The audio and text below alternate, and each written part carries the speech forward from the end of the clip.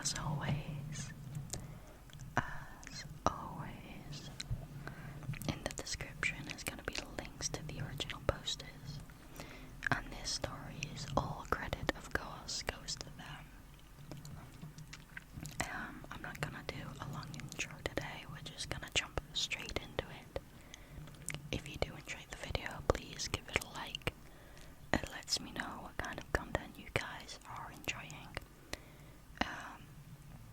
If there's anything you'd like to see from me, leave it in a comment below, and if your opinion differs to any of mine in these stories, let me know, because I'm intrigued to hear other perspectives and thoughts.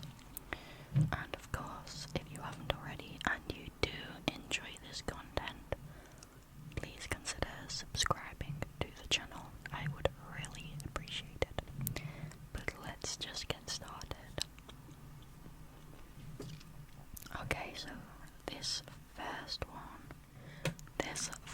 one is by initial_growth49. It's titled, Am I the A-hole for bringing hazelnut coffee over?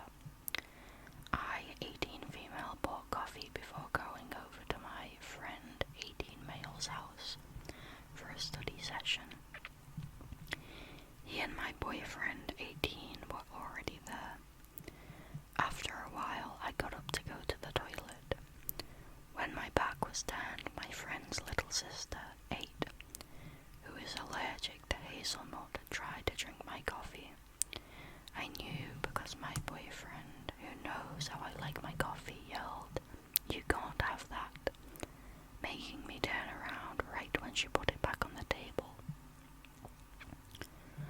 When I explained to her that the coffee has hazelnut, my friend got very upset at me, saying I shouldn't bring over something that could endanger his sister. I just didn't think it would happen, since she's always asked before eating any of my sweets and candies. Okay, definitely not the a-hole. An 8-year-old is old enough, by far, to understand that they should not touch or take other people's belongings, especially without permission. She's old enough to know that if she wanted some, she has to ask, because it's not right to take other people's things.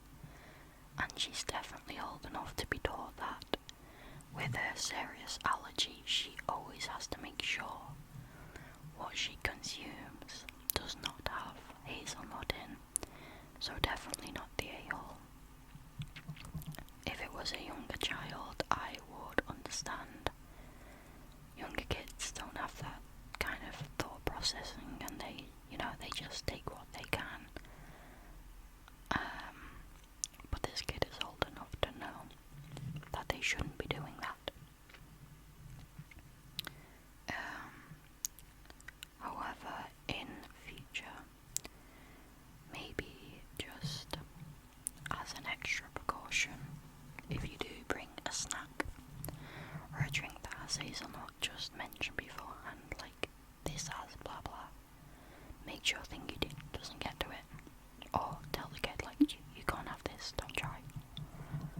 But you shouldn't have to. Okay, this next one is by technical_fly_9052.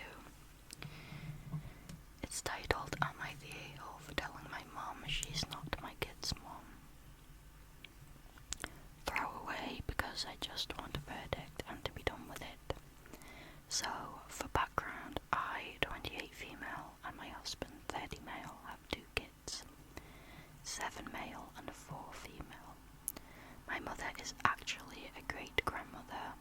She loves the kids and is very helpful, but she has this habit of overstepping. So both of our kids do chores. We give them things to do that they're capable of doing. Like my son does the dishes sometimes after dinner. My daughter will help set and clean up the table afterwards. Those kind of things. My mom came to visit us recently, and I've been noticing she's been doing this thing. She stops my son from whatever chore he's doing and does it for him. But if she sees my daughter doing something, she won't. At first I thought she just didn't want her grandkids to do work because she often calls me a cold mother for making them do chores. But then I figured out the pattern and it rubbed me the wrong way. Because I remembered she used to do the same thing to me. My brothers would do nothing while I did everything, so I started correcting her and making my son finish his chores himself, which made her really agitated. Yesterday we were having dinner and my daughter and husband were clearing up the table because it was my son's turn to do the dishes. She tried stopping him, but I told him to do the dishes and took her outside. She told me I'm so cold for making my son wash dishes and why couldn't I do it? I explained to her that we like to split chores evenly in the house and if he's capable he should. It was like 5 plates and cups and a few spoons. She kept going and she called me lazy, something she would often do whenever I asked my brothers to help out with chores. Here's where I may be an arsehole. I told her she's one to talk after making me clean up after everybody my whole life. I told her I'm not going to enable my son to be losers like her sons. My little brother literally had to be spoon-fed until he was 10 because he refused to eat if my mum didn't feed him. I was apparently ill-treating my son by making him do all these chores. I told her I'm teaching him to be independent and that she may have raised 2 boys, but she's not my kid's mom. So she's, oh my goodness. This happens every time I can't speak. So she should fuck off when I'm trying not to turn my son into an incompetent arsehole. She left crying. My dad called and told me she's moping around. My husband says it was deserved, but he really doesn't like my mother because he's seen over the years how she treats me compared to how she treats my brothers. Did I go too far? Did I go too far? Any advice is appreciated. Thank you. No, you're not the a-hole. It sounds very much like your mother is stuck in a very old-fashioned mindset. A blatantly sexist mindset. She seems to think that all the women should do the chores and the men shouldn't have to lift a finger, which is how all these incompetent men who do nothing around the house are made. The OP is a good mom for splitting things evenly and with things that they can do, teaching the kids to be both independent and understand that like chores are something that need to be done. My glasses keep sliding off my nose. If you see here, you probably can't see. Right here, they snapped right in the middle, probably about 6 months ago, maybe a bit longer, and my fiance super glued them together.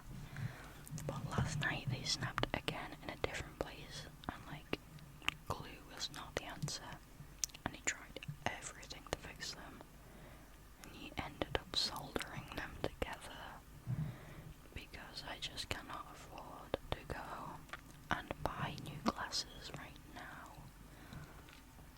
But they keep slipping off my face because they're not fitted anymore. Okay.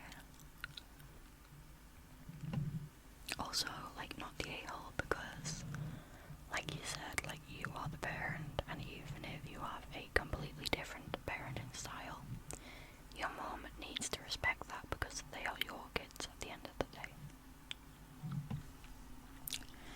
This next one is by Waste-Skin-6113. It's titled, "Am I the a-hole for not going to my friend's destination wedding because I can't afford it?" So, one of my close friends is having a destination wedding later this year. It sounds beautiful and I'm genuinely happy for her, but honestly I just can't afford it. Flights, hotels, outfits, everything adds up way too fast and it's not something I can manage right now. I told her early on really politely that I love her and I'm so excited for her, but I wouldn't be able to make it. I even said I'd love to celebrate with her before or after in a way that's more affordable. At first she seemed okay with it, but lately she's been kind of cold, barely replying and just acting distant. A mutual friend mentioned she feels like I don't care enough, that if it really mattered to me, I would have found a way to go. I do feel a little guilty, but also I don't think it's fair to expect people to spend so much money on something they didn't get a say in planning. So yeah, am I the a-hole for saying no, even though I know it upset her? Definitely not. I understand that it's disappointing not having one of your close friends attend your wedding, but I think when you choose to have a destination wedding, you are basically accepting the fact that many people may not be able to come. They may not be able to make it because it's a destination wedding, it's far, it's expensive, it's a lot, it's really stressful. Some people don't do well with flying, whether it's medically or because they're afraid. And again, it's really expensive and it's a lot more time off work they will have to book, or a lot more babysitting fees if it's child free and stuff like that, so it really isn't manageable for a lot of people. It's not realistic. So I think if you choose to have a destination wedding, that's you telling yourself that. I think that's you telling yourself that, okay, a lot of people may not make it, but that's okay. I understand that and I'm okay with that. This one is titled, "Am I the a-hole for telling my husband's stepsister that we'd no longer be going on holiday with her / his step-siblings ever.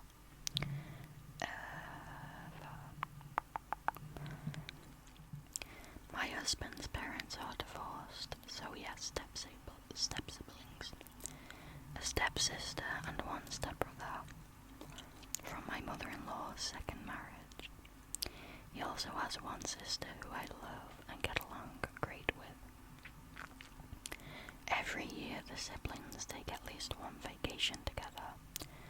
To them it's probably considered a tradition, and it's been very clear in the few months we've married that his step-siblings intend to continue that tradition, regardless of how I feel about it.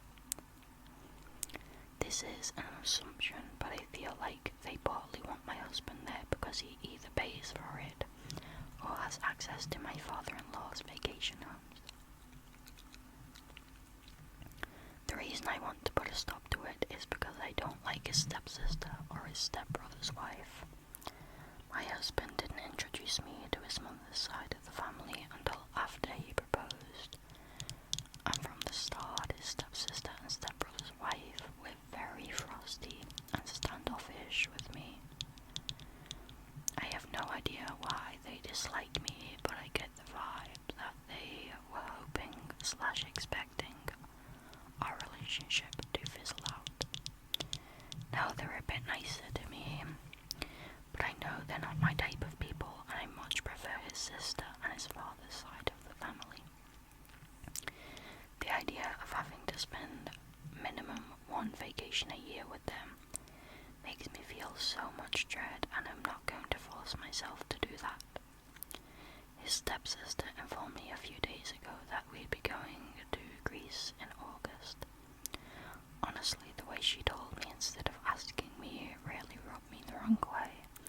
So I told her we wouldn't be going on holidays with her/his step-siblings going forward. She asked me if my husband had said that, and I told her no, that I was telling her that's how things will be going forward. I know I should have spoken to my husband first, but he knows his stepfamily haven't been the most welcoming, and I said it in the heat of the moment. His stepsister essentially told me, his wife, that I couldn't make that decision for him and that I didn't need to come on the vacation, but my husband definitely would. I was pretty angry at this point, so I told her he wouldn't go if I asked him not to, which is true, but I think it's made it easy for my stepsister to turn my mother-in-law against me.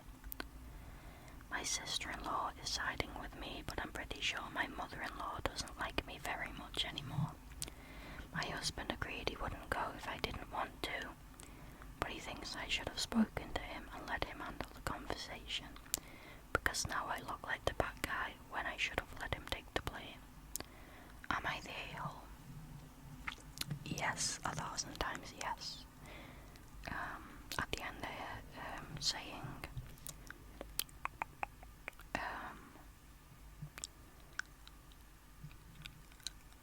because now I look like the bad guy when I should have let him take the blame. Why should he take the blame? He's not the one that's got a problem. He's not the one that's caused any issues. Why would you let him? Or be fine with him taking the blame for your problem? That isn't very fair. Definitely the a-hole.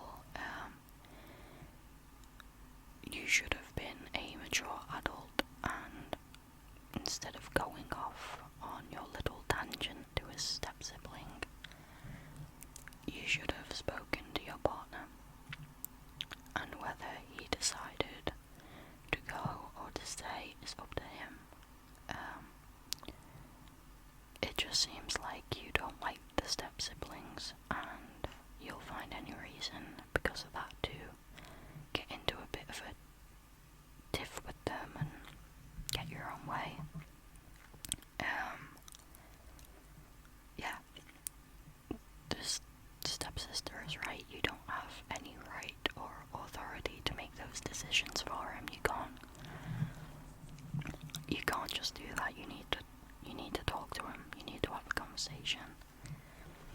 And basically the whole like, oh, if I tell him not to go, he won't thing, that's very manipulative. That feels very, very, very manipulative. And she didn't turn the mother-in-law against you. She told her what you had said, which you said shitty things. You are the bad guy in the situation, so of course she's not going to be happy about it.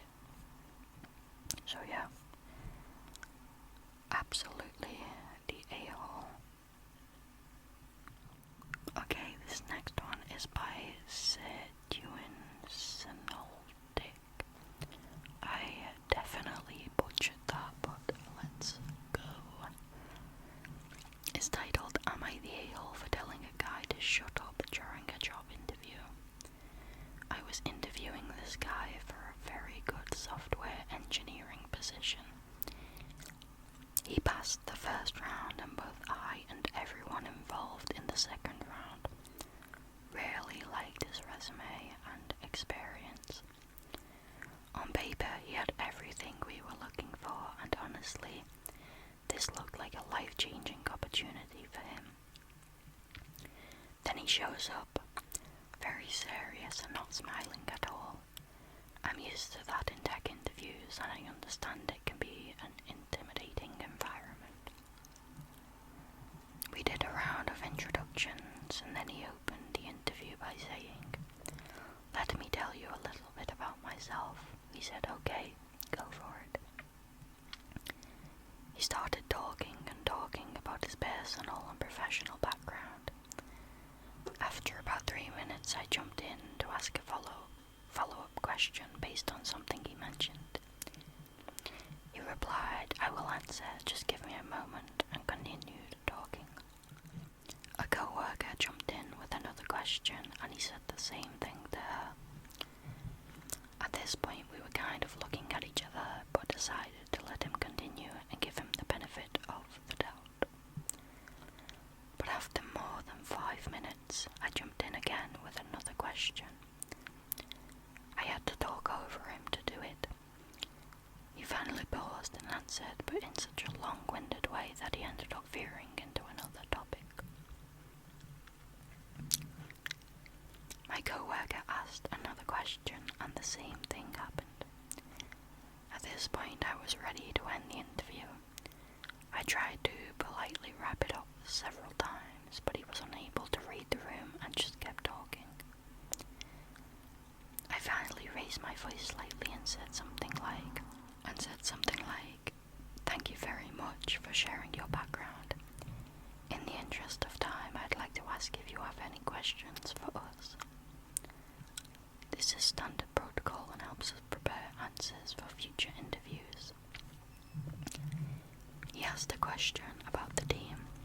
As I was answering, he raised his finger and interrupted to talk more about his background. I let it go. Then he asked another question which my co-worker started to answer, but again he spoke over it to talk about himself. I tried once more to interrupt politely, but he kept talking.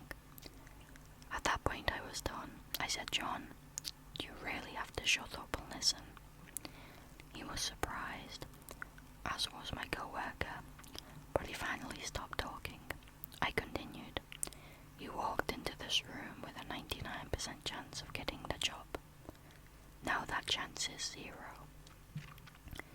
The only reason is because in less than 15 minutes, you've demonstrated that you don't have the capacity to listen at all. So I'm telling you now, you're not getting the job. But if you take anything away from this interview, let it be this. No matter how good you are technically, if you can't listen, you'll never excel in this career." He apologized and said, "Can we start again?" I replied, "You had your chance. Best of luck in your future interviews. Make sure you listen." Looking back, I know I could have handled that differently, but I still feel bad for the guy. You are not the a-hole. I think you handled that perfectly. You let him go off on his little tangent over and over again. But at the end of the day, when you were trying to wrap up the interview, he wouldn't listen, he wouldn't back down, he wouldn't allow you to talk. I think he really needed that reality check. Someone in the comments said, honestly, he needed to hear it from someone in a position of hiring authority. Sure, his ego may be bruised, but that likely needed to happen, and I agree with that. It feels like he definitely needed to be told, and hopefully he tones it down a lot and uses his ears a lot more in the future. But yeah, I wouldn't worry if his qualifications or whatever were that good. He will have found someone else eventually. Okay. This next one, and possibly the last one for tonight, is by Yoga Loca Joker. It's titled, "Am I the a-hole for putting a stop to my 12-year-old daughter's period party?" Let me set the stage. My wife and I, 43 male, 42 female, have 2 daughters, 7 years apart. 19-year-old was at college in a different state when this happened. Girls are very different.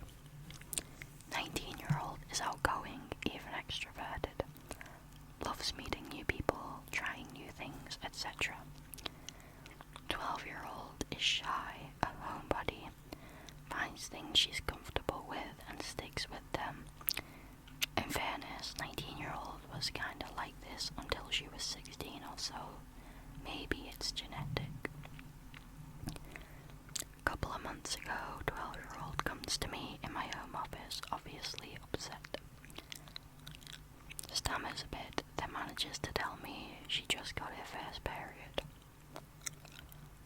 I play the supportive dad, comfort her, and get her a box of sanitary pads my wife had bought earlier in the year, guessing this was going to happen sooner or later, and go over the instructions with her. She goes into her bathroom, does what she has to do, thanks me for my help. I got her some ice cream and my doll, told her there was nothing to be embarrassed about and she could always come to me for anything. Wife gets home later that day and 12-year-old tells her what happened. Wife starts crying, my little girl is growing up, etc. Then asks who should be invited to the period party, which I only knew of from listening to Bird Kreischer. If they were a thing when our 19-year-old started, she never asked for one. 12-year-old immediately closes off, says she doesn't want a period party, doesn't want anyone to know. Wife tries to talk to her some more, but 12-year-old ignores her and goes to her room. Wife tries to enlist my aid in changing her mind, but I tell her she said she didn't want one, don't worry about it.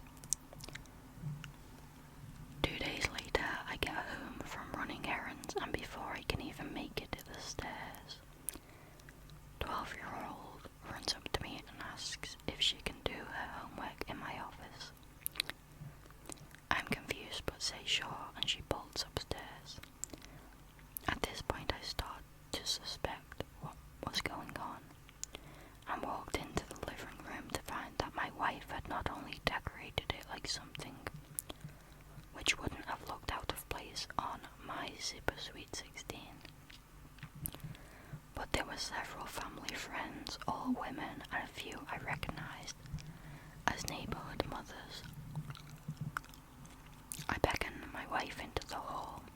She asks where the 12-year-old is, and I tell her she wanted to do homework in my office. She rolls her eyes and starts to move past me, but I step in front of her. Me, what are you doing? Wife. Going to get 12-year-old, it's her party. Me, she told you specifically she didn't want one of these. Wife, oh, she didn't mean that. This is an important time for a girl. She needs to know not to be ashamed of her body. Me, she's not. I already explained things to her, she just doesn't want to talk about it more. Wife, I don't expect you to understand. This is just for us women. She actually tried to push past me, but I stepped into the doorway and completely blocked her. Wife, what's wrong with you? Me, what's wrong with you? You know how shy 12-year-old is. You knew she didn't want you doing something like this, and you did it anyway. Wife, I told you it's for her own good. We can't let her grow up with a negative attitude towards something that's so natural. Me, and we're not. I told you, she knows what's going on. She's getting a handle on it. She just doesn't want to talk about it with anyone else for right now. Wife, well, it wasn't your business to tell her about it anyway. Me, you were at work. Was I supposed to ignore her for hours until you got home? Wife, you could have called me, I would have come home. Me, it still would have taken you an hour. She was upset, I knew what was going on, I talked her through it. Wife, you don't know anything about it, it's never happened to you. At this point I gave up. Point to my wife. No, I've sisters and a live-in girlfriend before my wife and I met. Plus, we've been married almost 21 years. I'm pretty well versed. She again tries to move past me, but I don't move. Me, no. 12-year-old doesn't want this. I'm not letting you make her do it. Wife, fine, have it your way. She goes back to the living room and tells the other ladies the period party is off. Because I'm being a jackass, I lose it, follow her in, and let the women know, calmly but in no uncertain terms, that I appreciate what they wanted to do, but 12-year-old made it explicitly clear that she did not want this party, and my wife is trying to pressure her into it. Several of the mums frown at her. My wife starts to backpedal, talking about how she didn't think 12-year-old was being serious, but I ignore her and began taking down the decorations. Everyone clears out shortly, and once the coast is clear, 12-year-old comes back downstairs. My wife gives her a half-arsed apology, again saying she didn't think 12-year-old was serious. But 12-year-old also ignores her and just starts doing her homework in her usual place at the table. My wife was pissed at me for a week, claiming I undermined her authority as a parent, apparently by not helping her force our daughter into something she didn't want to do. I made her look bad in front of neighborhood mums by telling them she'd been doing this against our daughter's wishes. So, am I the a-hole? Someone in the comments said, not the a-hole, puberty is an awkward, embarrassing time. Having your parents shine a spotlight on every confusing milestone would be a nightmare. Imagine a first puberty party or a wet dream dinner. Yeah. Like that person said, when you're a kid going through all these changes, it is obviously not for everyone, but a lot of people are a bit embarrassed about it, and although yes, you shouldn't be, it's a very natural thing. You know, we're young, we're going through a tough time already, our bodies are changing and this, that and the other, and it, you know, we're bound to feel a bit embarrassed at first. Yeah, I wouldn't want all that spotlight or whatever on me when I was going through that. Like, that just sounds really awkward. It's like when I was a kid, like my mum told me years before about periods and like what to expect and stuff like that, so I wasn't so confused when I got my first one. She just, you know, taught me how to use the products and whatnot. But that was it. She didn't pressure me into talking any more about it. She had the little chat and she bought me a book about periods, like an educational kids book, about like body positivity and how it's natural and stuff like that. Because I think she knew that like I was, even though I knew it was normal, I was at that like awkward, embarrassed young girl stage. So she bought me a book just to make sure that if I didn't want to talk about it, that I had access to information in a different way. But yeah, like having your parent tell everyone and have them around for a party, that would be a nightmare, in my opinion, so yeah.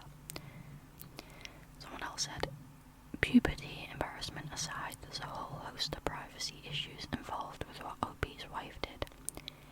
Ignoring her kid's request for privacy is a massive violation of trust, especially for a kid.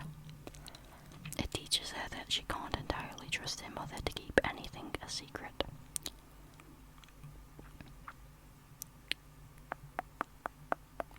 Hopefully the kid can trust and rely